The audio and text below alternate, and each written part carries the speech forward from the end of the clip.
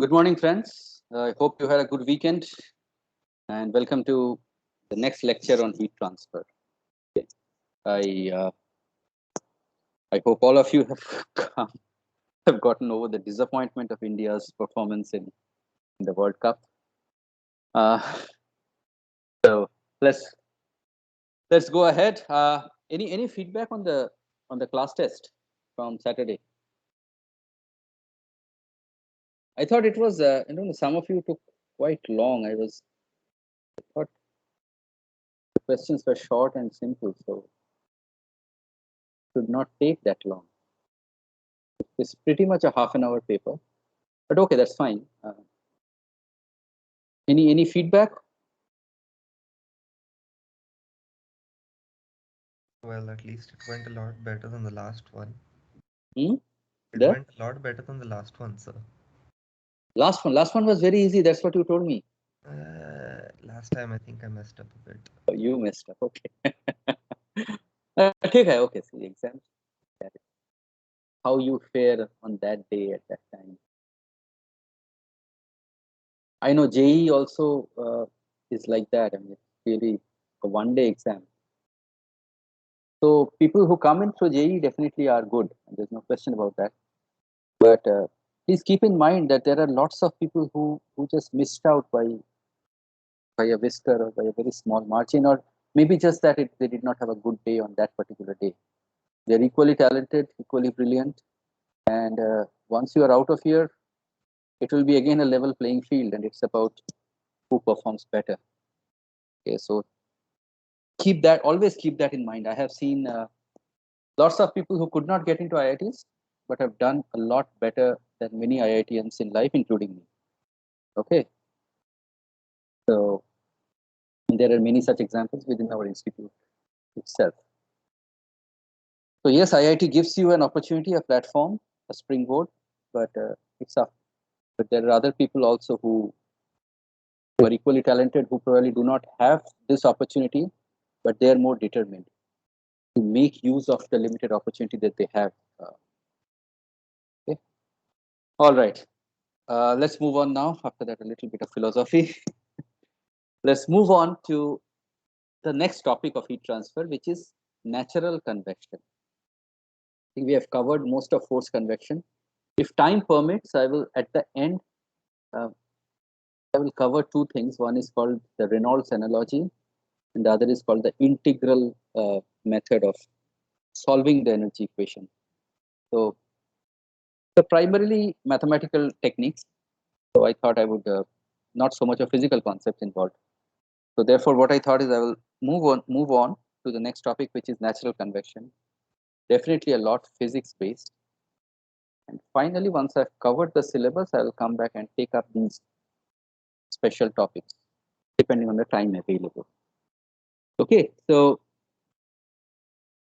let's move on now, and let me start sharing my screen.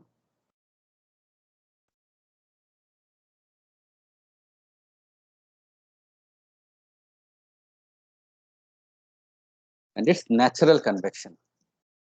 Okay, so what is natural convection?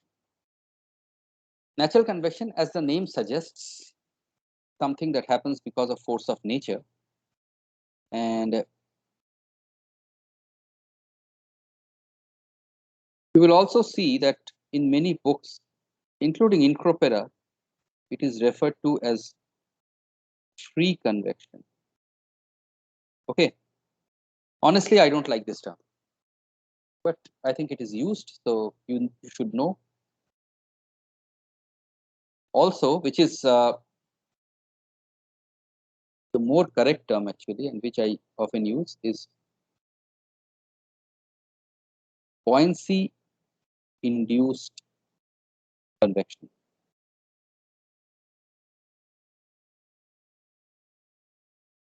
Okay, so this is the technically most correct term because natural convection happens because of buoyancy forces or buoyant forces. Okay. Now, what is natural convection? Let us think about it. Again, physically, we have all seen this, that if I have a hot surface and I leave it, in an ambient which is at a lower temperature, it will cool down eventually. Okay. So let us consider a surface which is at a temperature Tw. Okay. And it is kept in an ambient, which we call it quiescent ambient. Why? Quiescent ambient means, let me write it down. Quiescent ambient. What it means is no air currents. Why? So that, let's say in a room there are no windows open, it's a perfect enclosure, so there are no crosswinds or anything because of pressure difference, etc. Okay, very difficult to attain.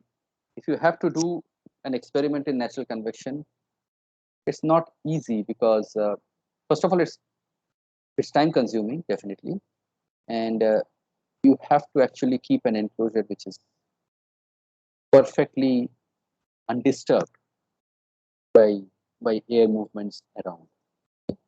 All right, so let's think about this T infinity. So now if I, this is, let us say this is T infinity far away from this plate. If I have to draw the temperature profile, okay, how will it look? This Tw here, this T infinity here. Okay, so definitely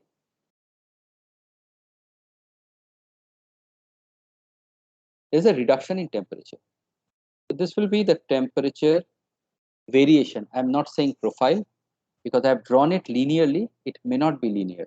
All I want to say is the temperature is going to decrease from Tw to something like T infinity. Now let us say I take uh, a lamina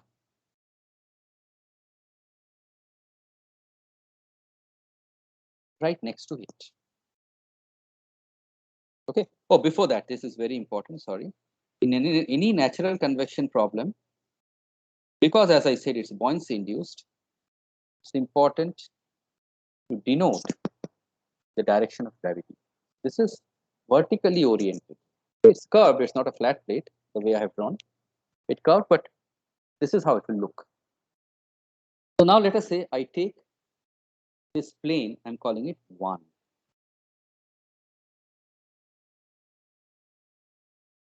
Okay. So what happens?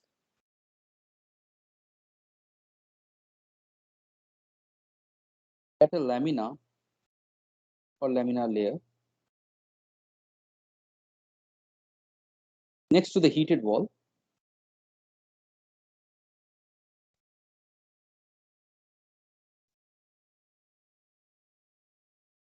the air temperature is T1.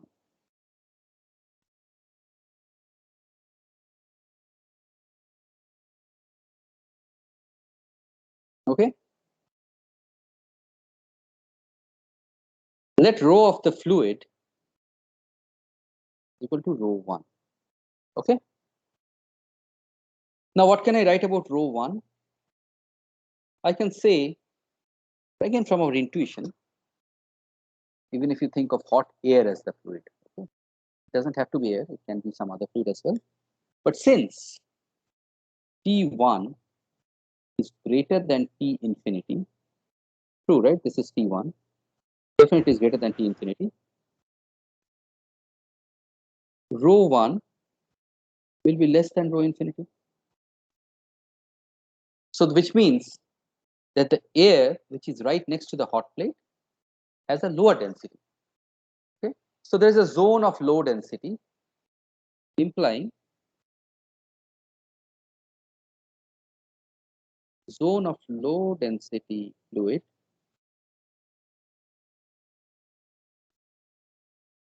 next to the heated wall.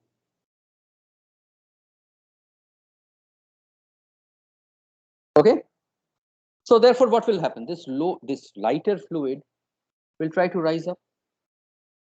Okay, so leads to buoyancy induced flow. as a lighter fluid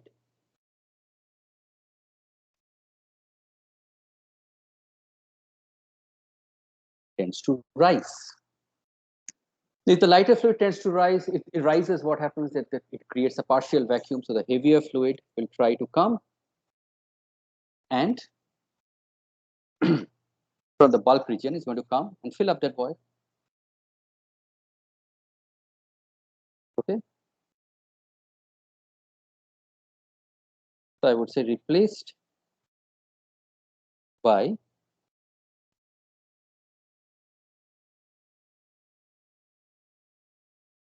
heavier fluid from bulk, which in turn again will get heated up, will density will become lower and again will rise. And that is how we say that the natural or buoyancy induced or free convection process sets in.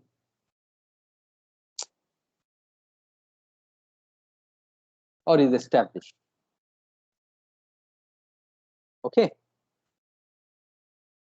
Now keep one thing in mind, and this is important. Here, the flow is happening because of density difference, which in turn happens because of temperature difference. Therefore, the flow is induced due to temperature difference. Unlike your forced convection, where you had a whatever fan or a blower or a pump, which actually gave rise to the flow. It was a pressure-induced, pressure-driven flow, and the pressure rise happened because of whatever, a compressor, pump, fan, blower, something. Right? However, in natural convection, that's not the case. You don't have a prime mover to create the flow of the fluid. Just 1 minute, okay, friends.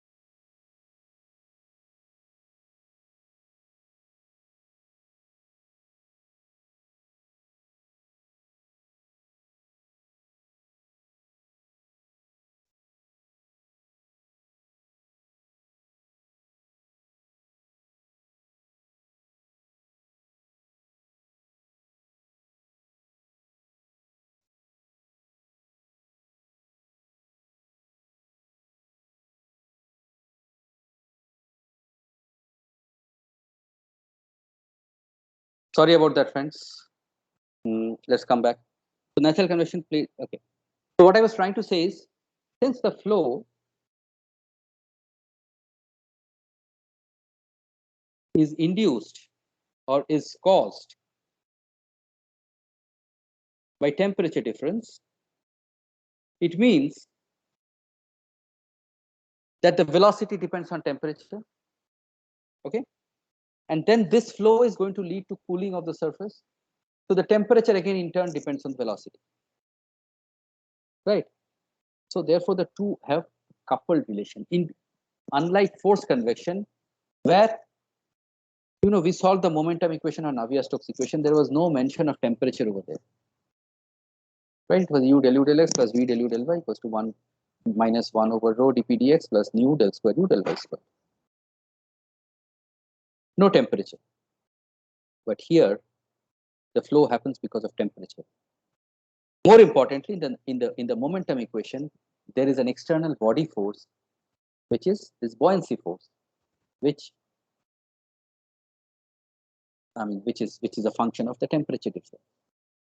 So therefore, fluid flow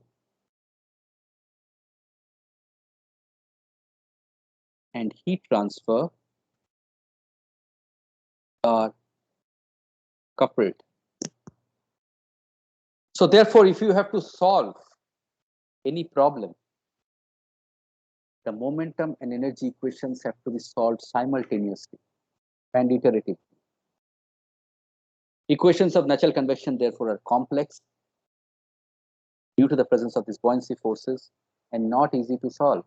And definitely something that you don't solve sequentially. Force convection, we solve the momentum equation, we get the velocity field. We use that velocity field in the energy equation, and we solve for the temperature. Here, one depends on the other mutually. Two-way coupling. Okay. All right. So these are the main salient features before we go into the depth. So the first thing is, as you can say, there is no bulk flow caused by some prime mover like a pump, etc. So no power consumption. That's why natural convection is attractive, because it doesn't depend on external power. It doesn't depend on electricity. Okay. Your desktop computer cannot work. Even many of the larger laptop, most of the laptop computers also cannot work because if the fan is not running. And for the fan to run, you need electrical power input. But your cell phone, your tablet, or even the small laptop that I have, which are cooled by natural convection, you don't need electricity for cooling. Of course, you need electricity or electrical power, whether it's direct from the wall outlet or from battery. You need it to operate, but you don't need it for cooling. Okay. So since there is no fan, no power, no no fan, no blower, no pump, etc., there is no noise, no vibrations, hardly any vibrations. I won't say no vibrations, because the force, there is air movement, and because of air movement, there will be, if you touch it and if the buoyancy force is strong, then you can feel a little bit of vibration if you touch it, but nothing compared to when a fan is running or a compressor is running. Okay. So no power consumption, no noise and vibration, or rather no noise, low vibration. Okay? But of course, all good things cannot come for free. Okay. So the heat transfer coefficients are low compared to natural force convection. Natural convection heat transfer coefficients are low. Okay. So therefore, if you need to dissipate a certain amount of power, you need a larger area. Okay. We have seen this before. For air, for example, in force convection, you can get 75, 80, even up to 100 watt per meter squared Kelvin. Okay, and if you have extended surfaces and all, you can increase it further. Natural convection is about 5 to 10, not more than that. Okay. Similarly, for water, you can go up to 1000 watt per meter squared Kelvin in using force convection. But if you come to natural convection, maybe 20, 50 at most. Okay. So you can see that definitely we use force convection to get more cooling. We know that. Okay. Second thing is, second point I want to make is the orientation dependence is important. Okay. If you hold your cell phone like this, it is going to get cooled. I mean, it's not going to get cooled as much as if you hold it vertically. Of course, the way I have my cell phone, it's never going to get cooled, because look, my cell phone was designed so that when we talk, the heat gets dissipated on the outer metallic casing. Metallic casing will get a little hot, and then I'm going to lose the heat to the ambient air externally. But in order to protect my phone so that it doesn't fall and break, I brought in this cover, okay, made of plastic, one of the worst conductors of heat. On top of that, I have whatever, I don't know what this is, another layer. Then I also cover the top. Basically, whatever heat I could dissipate, I have stopped it by introducing more and more thermal resistance. Okay. So definitely, even myself being a thermal engineer who have actually designed these kinds of products while I was working in the industry, I still do this. Because if it falls down, it's going to cost me money. Okay, so what I'm trying to say is many of these passively cooled electronic devices that we use, these are designed to be cooled by natural convection. Okay, all right. And natural convection is orientation dependent. If you align the flow in the direction of gravity, it will. Okay, all right. And we will see more of these later. Let me now get into 10, close to 10:25. Fine. Let us now talk about.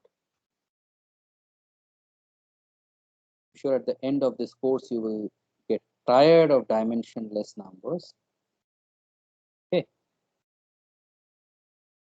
guys, it's important to remember this because uh, these are questions that get asked very frequently in interviews, vivas, etc. Okay? Now, the one thing is, since there is no bulk movement,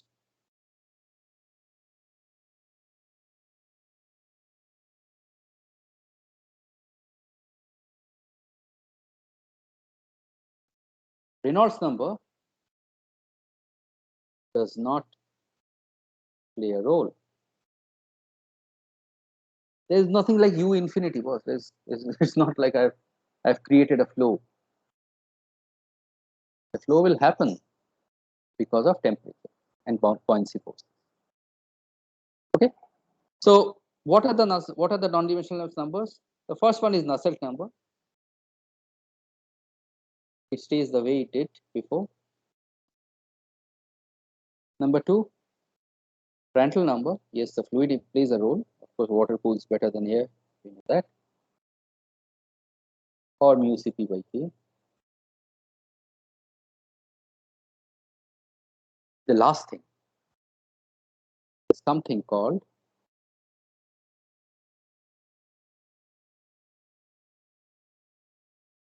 Grashof number, denoted by GR. And please note this: G beta delta T L cubed over nu squared. Okay. Now, what are these? G, acceleration due to gravity. We know that. What is beta? Beta is actually the thermal expansion coefficient, volumetric thermal expansion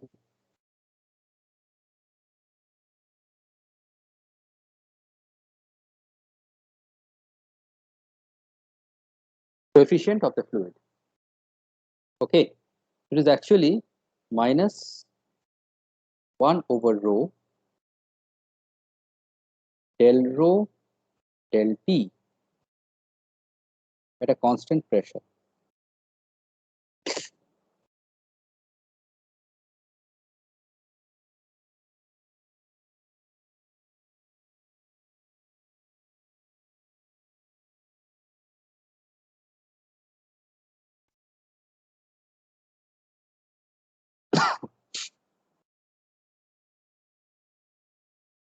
Okay.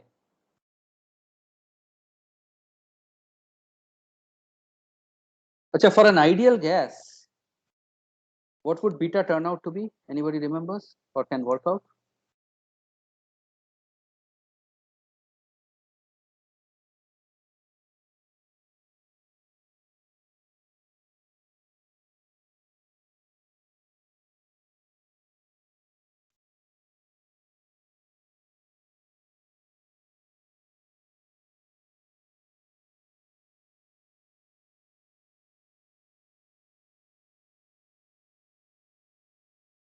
For an ideal gas, what happens? Achha, before that, let me finish beta. We were here. Delta T is the temperature difference. In the example, we said it will be TW minus T infinity. Okay. L cubed, it's a length, whatever is the length scale we choose depending on the problem, cube of that. Nu squared, you know, nu is a kinematic viscosity. Okay, now let's come back to this question. For an ideal gas, can you tell me can we simplify this expression for beta? Ideal gas. चलो भाई किसी को तो आएगा भाई चलो Parth. So the first name I can see in the list. Sir, 1 by T. 1 by T. Okay, very good. How did you get it? Sir, I did it from PV is equal to nRT. Absolutely, absolutely perfect. So n छोड़ो, take 1 mole. So P equals to rho RT. Okay, V is the specific volume, right? So P, instead of writing V on the LHS, I'm writing rho on the RHS because rho is 1 over V. Okay, so therefore rho is P by RT. So now you can work it out, del rho del T at constant pressure. So P remains, R is constant anyway. So minus P by R T squared. But P itself is rho RT. Okay. Therefore, which implies 1 over rho del rho del T at constant P minus will be equal to this minus cancels out rho RT over RT squared. And then this is 1 over rho. Rho kata, RT kata. You get 1 over T. So therefore, for an ideal gas, beta is 1 by T. Once again, friends, capital T in absolutes. Okay.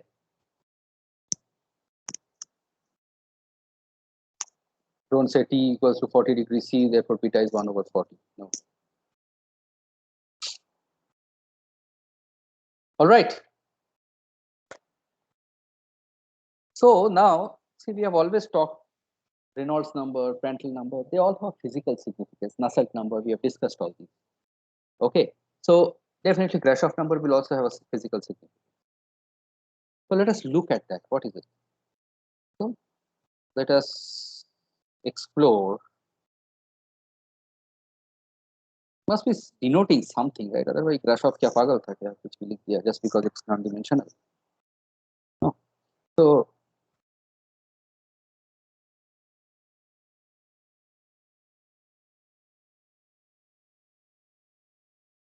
if you look at the buoyancy force, right, which is what is giving rise to this air movement,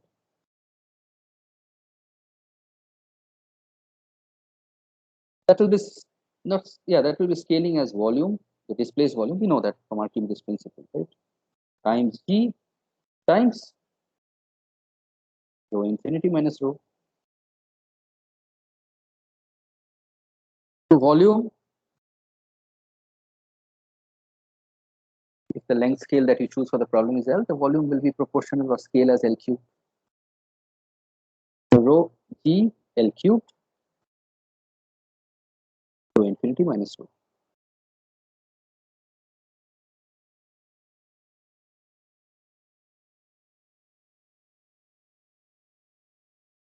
I'm sorry, rho infinity minus, this is scaling, right? Rho infinity minus rho W. So the points, the density is the lowest at the hottest temperature. So rho W, rho infinity. So it's scaling, right? If I take an intermediate layer, it will be rho infinity minus rho. Okay.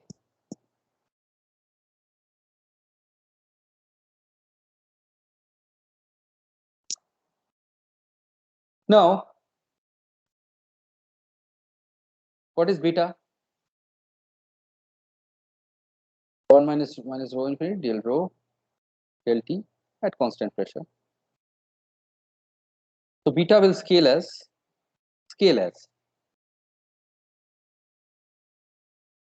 rho infinity. What is del rho? Scaling again. Rho infinity minus rho W. And what is T del T? That will scale as TW minus T infinity. right? So which implies, let's move the negative signs out, and I can say that rho infinity minus rho w will scale as beta rho infinity delta t.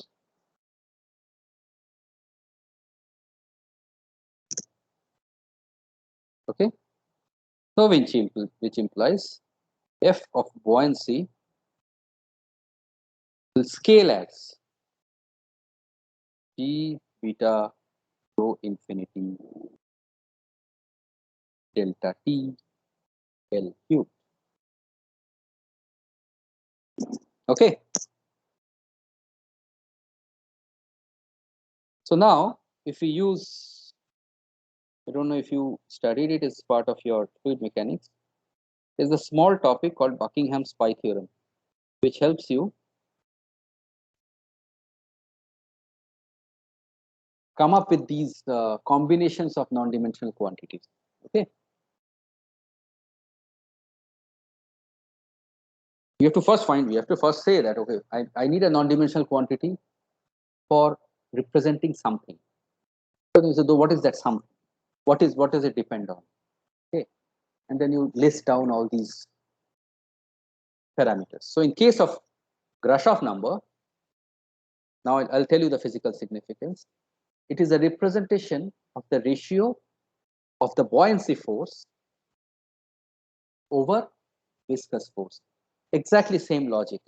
In Reynolds number, it was inertial force over viscous force. Why inertial force? Because there was already some motion, there will be some inertia of motion, and the tendency of the fluid will be to move. Viscous force, on the other hand, will try to pull it back, sorry. So these are two opposing forces. Which one is stronger? That's what Reynolds number denoted.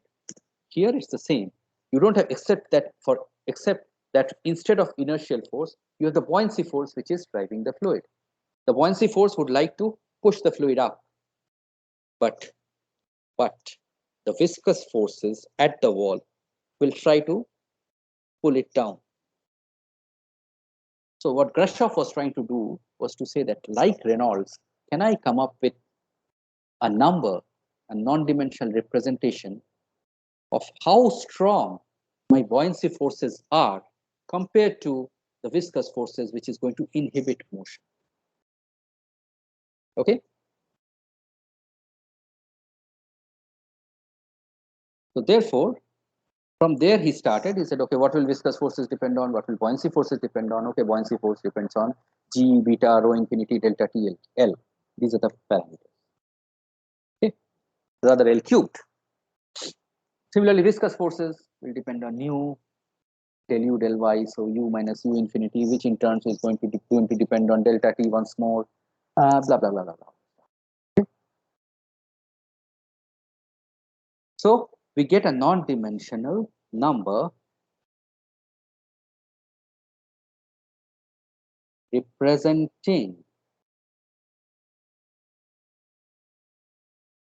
the ratio of buoyancy forces over viscous forces. Okay, so therefore Grashof L scaling as G beta delta T L cube over nu squared scales as F buoyancy over F viscous. If viscous forces is large, Grashof for a given delta T and size blah blah blah and a fluid, Grashof number is low. Okay. Achha, now more than Grashof, the person who contributed more, okay, I'm not comparing, but of course, you know, it happens. I mean, his contributions are at more places to see, and that is Lord Rayleigh.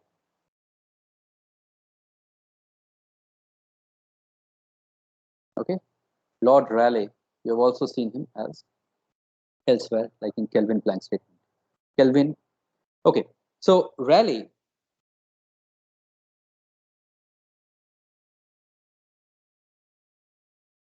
Because many a times the Y is not spelled in some cases, but Rayleigh number after Lord Rayleigh is actually the multiplication of Grashof over times Prandtl. Therefore, Prandtl is nu by alpha. Therefore, this becomes G beta delta T L cube over alpha nu. Okay. So typically, just like in forced convection, Nusselt was a function of Reynolds and Prandtl. Here also, Nusselt is a function of Rayleigh and Prandtl, or Grashof or Prandtl. Because finally Rayleigh is Grashof times Prandtl.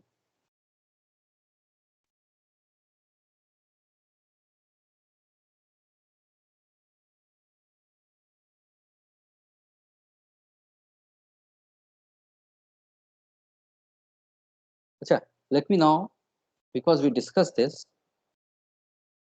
put a blurb here. In forced convection,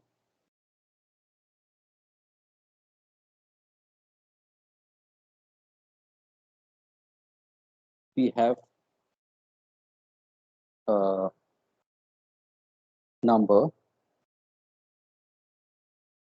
called Peclet number, Peclet number.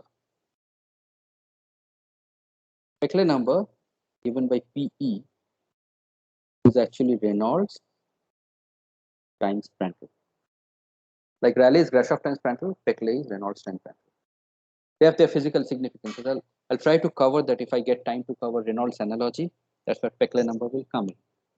But keep a note here. Okay, you know it's not easy to remember, but more and if you actually do your projects, etc., in heat transfer, you will be these terms will become familiar to you. And if you have a choice to remember between Grashof and Rayleigh, actually remember both. Peclet, even if you forget it, so. All right. So this is equivalence. I'm not getting into these derivations a lot. I'll quickly talk about a little about the governing energy equation. But let me do that right now here. A very simple manner, simplified manner.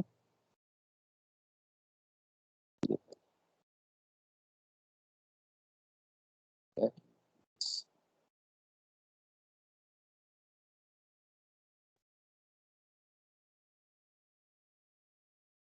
If you look at the governing equation,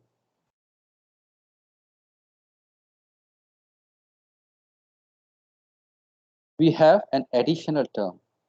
Okay, u del u del x plus p del u del y minus 1 over rho del p del x. Okay, plus nu del square u del y square. Remember, while deriving Navier-Stokes equation, we also wrote something called FB. If there is a body force or an external force, we would put that. So here we have that. What is that body force? That body force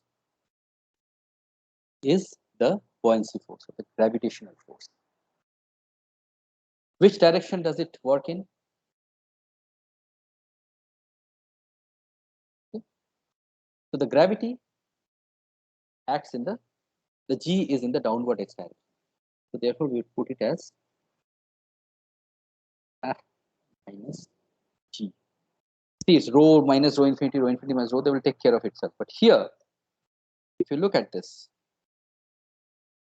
why did I write G? Because this is not a, I've already divided by rho, okay? And I have taken the gradients, du dx, similarly dp dx. So therefore, this becomes G. Otherwise, it would have been rho G x. Okay. The force itself would have been, so the pressure would have been rho G x. Okay. Now, what is x here? Again, let us quickly draw what we had drawn itself.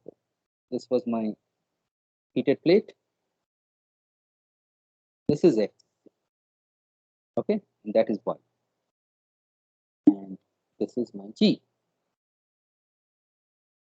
So now if you look into this, take any x, there is no body force in the y direction.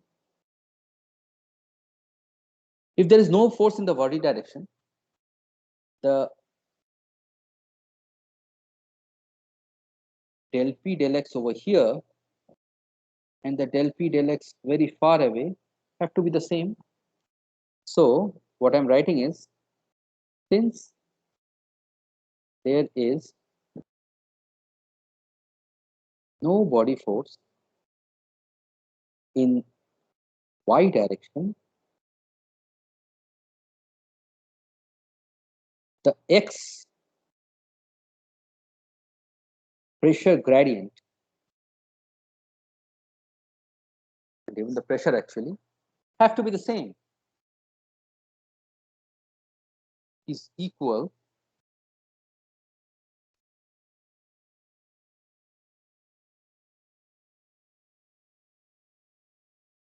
at any y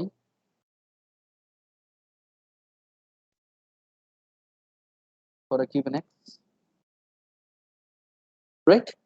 Which means either next to the plate or in the quiescent layer far away where there is no air movement, it's the same. Okay, so therefore, and what is that? Which implies u equal to 0, and del p del x will be minus rho infinity, rho gh or rho gx. Why rho infinity? Because whatever you have inside next to the plate is also the same as in the quiescent region where the density is the same. So it's just the height that is going to result in a change in pressure. Okay, so minus rho infinity g. Therefore, u del u del x plus v del u del y equal to, you now put this in, what you will get is g delta rho by rho plus mu del square u del y square. Just put in, okay, del p del x is minus rho infinity g, okay, and then this would be g again, so rho over rho infinity minus rho, all that stuff. Clear? Now once again, del rho by rho for an ideal gas would be beta rho infinity delta t, or rather del rho by rho will be beta delta t. Del rho will be beta rho infinity delta t. So which would be therefore equal to g beta delta t plus nu del square u del y squared for an ideal gas.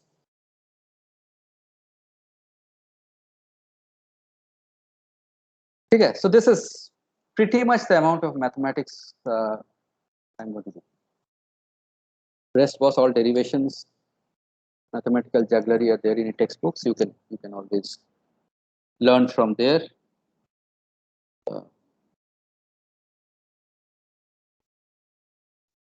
physically what is happening. This is all I wanted to cover because I'm going to use this G beta delta T quite often. So before we move on, I want to tell you something else which is called mixed convection. See, natural convection, pure natural convection, as I said, if you need that, it has to be completely quiescent ambient, no air movement, nothing, etc. But typically, let us say, even if I don't have my fan on and I'm sitting in this room, every time somebody opens the door, there will be a pressure front that comes in and there will be some airflow. If I open the window, same thing. Okay, somebody walks into the room, yes, he has next to his body, you have no slip boundary condition, and then as he walks in, the viscous effects are going to be felt in the surroundings. So what I'm trying to say is, typically, it's not easy to have an ambience which is perfectly quiescent and there is no airflow. Okay. Now, what is the effect of airflow? This airflow is also going to help in convection. Okay. So therefore, mixed convection is when the condition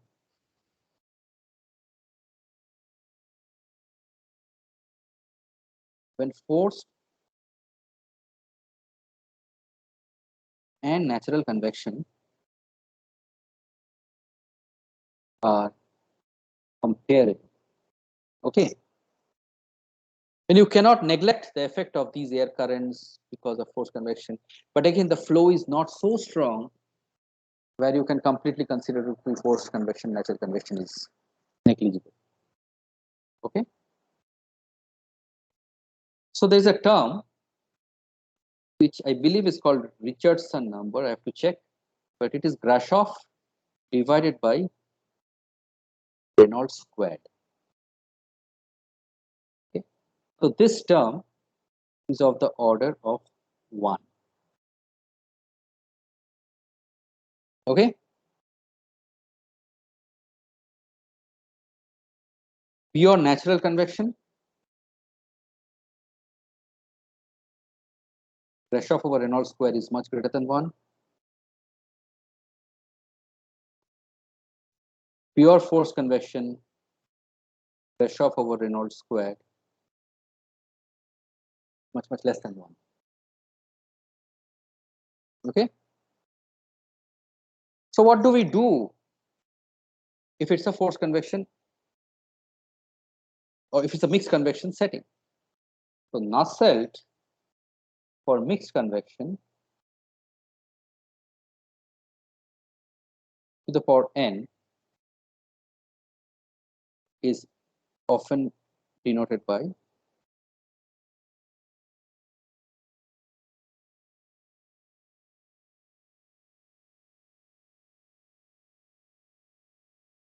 so you will have correlation for forced convection, which we have already gone through. We will have similar correlations for natural convection, which we are going to study after this. And the mixed convection is given by Nusselt cubed for mixed convection is the sum total of the cube of forced convection and natural convection. Okay. When I say sum total, it depends on whether what is the gravity. Okay. So I would put it like this: if this is gravity assisted, it's plus,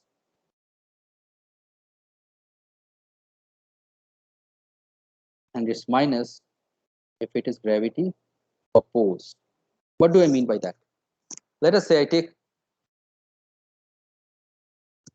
my cell phone.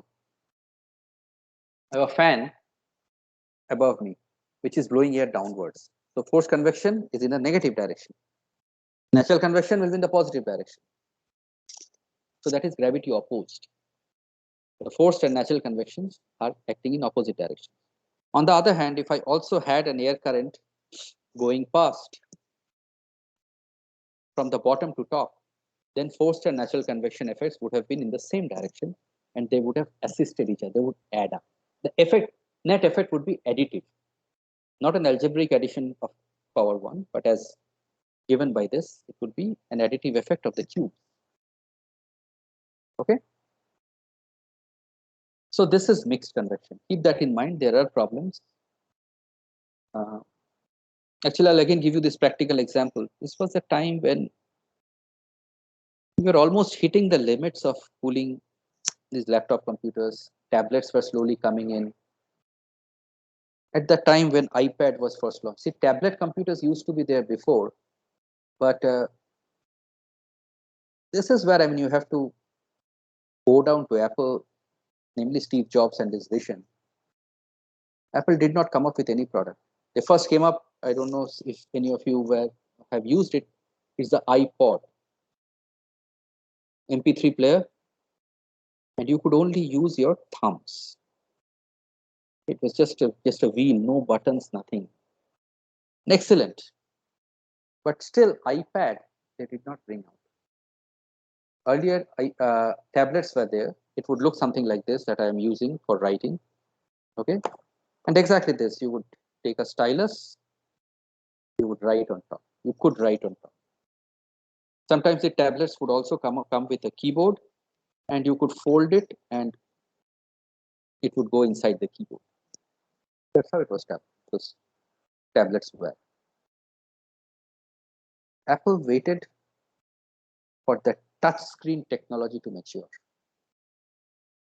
There was a time earlier phones and tablets, any touchscreen thing when it first came in early 2000s was called resistive touch.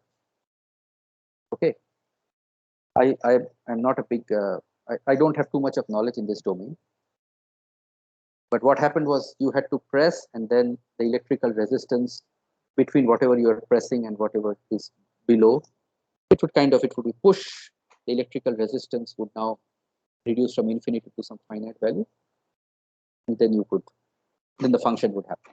Okay, I think many of the earlier ATMs etc. used to work on resistive touch. Resistive touch was not responsive at all. Sometimes you would keep pressing. With time, it would go away. I mean, the touch sensitivity would lose, etc. And then what came was capacitive touch, where it would, instead of resistance, it would sense the capacitance, okay? And capacitance of the human skin and human flesh, etc.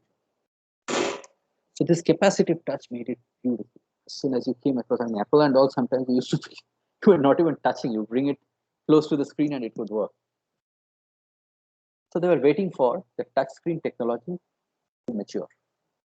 The moment it matured, they launched iPad, which was just a tablet. Trust me, it was just a tablet. The keyboard was gone, and it was capacitive touch. Okay, and iPad was a runaway hit, and everybody followed. Okay, whether it's Sony, whether it's Dell, etc., everybody came up with their own tablets. But by that time, Apple had already captured. They were the pioneers. All right. So, okay, this was the time, coming back. This was the time when we were trying to, tablets were coming up, second half of 2000s.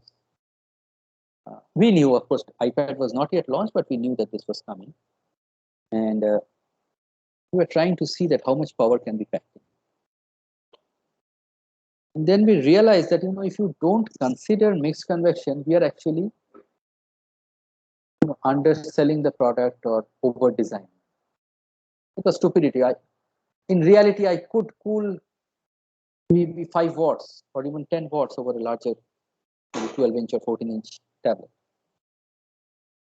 But we were saying, the total power should be limited to 5 watts or so. So that is where we were being very conservative by not considering what you see, this forced convection term. Maybe the flows are weak, but don't neglect it. We're only considering natural convection. So this is an example where mixed convection is important. Okay.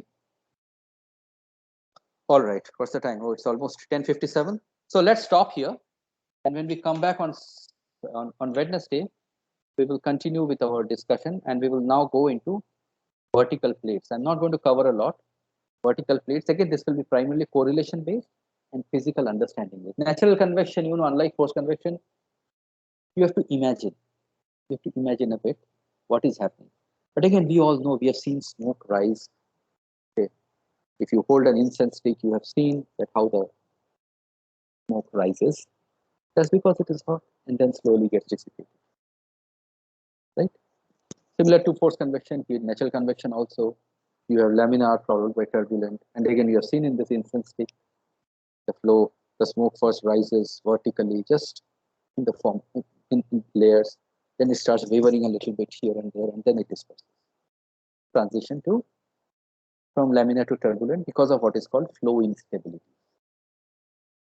Okay. If I want to disturb and have earlier turbulence, yeah, I'm going to introduce some disturbance in the path.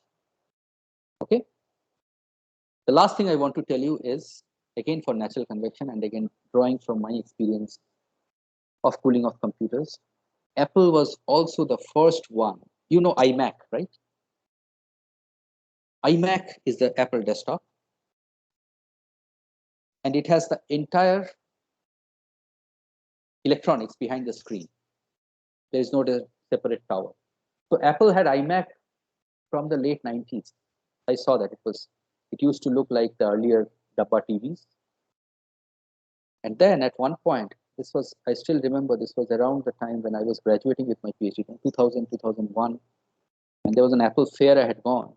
And when they said, and when they came to know that I have done my PhD in heat transfer, then they said, look, come here, you will appreciate this. Then they said that this is a desktop which is completely cooled by natural convection.